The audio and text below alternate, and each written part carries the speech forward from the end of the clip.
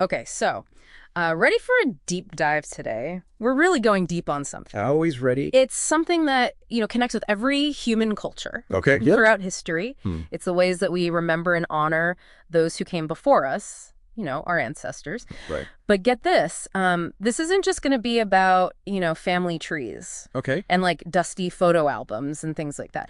We're going to be diving into some research on ancestor veneration, Okay. which is a system of beliefs where ancestors, they're not just gone, they're active participants in the community even now. Interesting. So, I mean, what do you make of that just to start off with? Well, it's interesting, right? Because when we think about ancestors, a lot of times we think about, our grandparents or our great-grandparents, people who we've actually maybe known in life. Sure. This is saying that it's something more than that. Okay. And I think that's what's so intriguing here, is how ancestor veneration goes beyond simply remembering family history. The research notes highlight that it's about those who, embodied specific values, who lived lives worthy of emulation, almost becoming like guides or exemplars. Okay, so not just dear old grandpa, but people who really, walk the walk, ethically speaking. Yeah, exactly. That's a fascinating distinction. Yeah, they had to earn it a little bit, right? Yeah. Like this quote from the research said, they were respected members of society who passed on to be near the Creator God.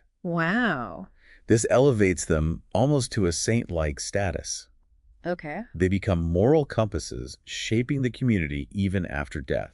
Wow, I'm already seeing how this belief system adds a whole other layer to the idea of legacy. Yeah. It's not just about what you achieve in life, but how your actions continue to resonate through generations. Yeah, and that's just sort of like scratching the surface. Wow. What's really fascinating is that in this system, ancestors aren't just passively observing. They're out there like making things happen. Yeah, they're not just hands off, right? Right. The research paints them as protectors, Okay.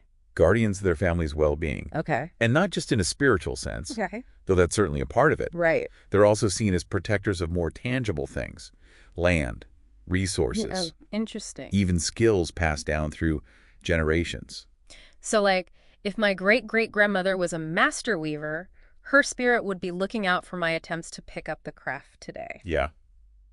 That's a pretty cool way to think about it. It's like having a cosmic cheering section for your endeavor. I love that analogy. Right. Yeah, and it goes even deeper than that. Okay.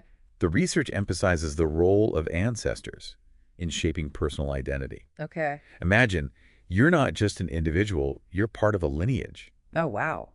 stretching back centuries, each ancestor contributing to who you are today. That's a powerful concept. It's almost like inheriting a set of values, a way of life, woven into your very being. Yeah, and it's not always positive, right? Oh, interesting. Because you think about all the baggage Right, of course. that we carry with us from our ancestors. Right, yeah. But it's this idea that they're still with us. Yeah. That they're still impacting us. It's both, right? It's the good and the bad. Exactly. And this ties directly into their role as what the research calls moral watchdogs. Oh, okay. They're not just there to pat you on the head. Oh, really? They set a standard for ethical behavior, holding their descendants accountable to the values they embodied in life. Moral watchdogs. I'm getting chills. It's like having your own personal ethics committee, always watching, always guiding. And you know who needs more eyes on them than anybody? I don't know. Politicians. Oh, gosh, yes. Right. Yeah. Wouldn't it be nice if there were some ancestors looking down and saying, hey, maybe don't do that? Right. No pressure. Right. But seriously, this raises the question of what people are expected to do in return for this ancestral support. I mean, it can't all be one-sided, right? You're absolutely right. The research is clear that ancestor veneration is about reciprocity. It's a two-way street, a relationship that demands upkeep. Interesting. So how do people hold up their end of the bargain? Like, what do these practices actually look like? Well, appeasement is a big one. Okay. Making sure the ancestors are happy. Gotcha. Think offerings, rituals, maybe even specific foods or drinks Okay. that were significant to them in life. Right. These practices are about showing respect and gratitude, acknowledging their continued presence and influence. It's like sending a care package to the afterlife. But instead of cookies and magazines, it's offerings that hold a deeper cultural meaning. Right. The research mentioned libations pouring out drinks as offerings. I've seen that in movies, but I never really understood the significance. It's a beautiful act, really. It's about acknowledging that even though they're in the spirit world, Right. They still deserve to be honored and remembered in ways that resonate with them. Okay, that makes total sense. But it's not just about outward rituals, is it? You're catching on. The research emphasizes that living a life aligned with your ancestors' values is paramount. So your actions speak louder than any offering, basically. Precisely. It's about embodying their moral code, Okay. striving to live in a way that would make them proud. Remember those moral watchdogs? Oh, yeah, right. They're not just judging your every move, they're invested in your ethical development. It's like they're a constant source of guidance, even long after they're gone. And speaking of keeping their memory alive, the research highlights practices like naming children after ancestors or holding memorials in their honor. Right, those tangible ways of ensuring their names and stories continue to be told. Exactly. It's about weaving their presence into the fabric of daily life, Yeah. making sure they're not forgotten as generations pass. This brings us to a question you might be wondering. Where are these ancestors, literally speaking? Do they exist in a specific place? Yeah, I was just about to ask that. Are we talking pearly gates or some other kind of spiritual realm? Where are they? Well, it's fascinating. The research describes a concept called nominal reincarnation, which suggests that ancestors live on through their descendants. Wait, so a little piece of my great-grandmother could be living inside me right now? In a sense, yes. Hmm. It's not reincarnation in the traditional sense of being reborn into a new body, Okay. but rather their essence, their spirit, continuing to exist in the world through their descendants. Wow, that's a mind-blowing concept. It adds a whole new layer to the idea of family resemblance, doesn't it? Absolutely. It suggests a deeper connection than just shared genes. Right.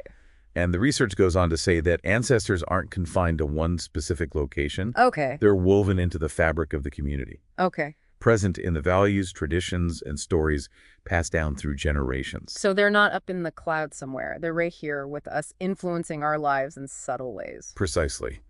Though the research does mention that certain places, shrines, mountains, forests, Okay. are believed to hold a special significance. Places where the veil between the worlds is thinner. Makes sense. Those places often have a certain energy, a sense of peace and connection to something larger than ourselves. Exactly. And that brings us to another intriguing question. If ancestors are so intertwined with the living, how do people communicate with them? Right. It's not like we can just pick up the phone and call, Well, the research mentions some practices that might sound familiar, visions and dreams. right? These are often seen as glimpses into the spirit world, messages from beyond. I've definitely had dreams that felt incredibly vivid and real, almost like I was visiting another realm. It's easy to see how those experiences could be interpreted as communication with ancestors. Absolutely. The research also mentions more structured practices like divination, Okay. where a trained individual acts as a conduit between the worlds. So like a spiritual medium helping people connect with their ancestors and receive guidance. Exactly. These practices highlight the importance of having a way to bridge that gap, to seek advice and wisdom from those who came before. It's like having access to a direct line to your family's history, a source of wisdom and perspective that transcends our limited time on Earth. I think you've hit the nail on the head. It's about recognizing that death isn't the end, Yeah. but rather a transition to a different way of existing, one that remains interconnected with the world of the living. This deep dive has been incredible. It's really shifted my perspective on how we relate to those who came before us. That's powerful stuff, right? Yeah, it makes you think about your own family history, the values and traditions that have been passed down, and how they continue to shape who you are today. It's about honoring that legacy, Yeah. recognizing the threads that connect us to something bigger than ourselves. And even if we don't subscribe to every aspect of ancestor veneration, Right. I think there's something universally relatable about wanting to feel connected to something larger than ourselves, something that gives our lives meaning and purpose. Absolutely. It's like we're all part of a grand tapestry, each generation adding its own unique thread to the intricate design. And understanding the beliefs and practices of those who came before us, even if they're different from our own, allows us to appreciate the richness and diversity of human experience. Beautifully said. It's about fostering a sense of curiosity and respect for different cultures and traditions, recognizing that there are many ways to make sense of the world and our place in it.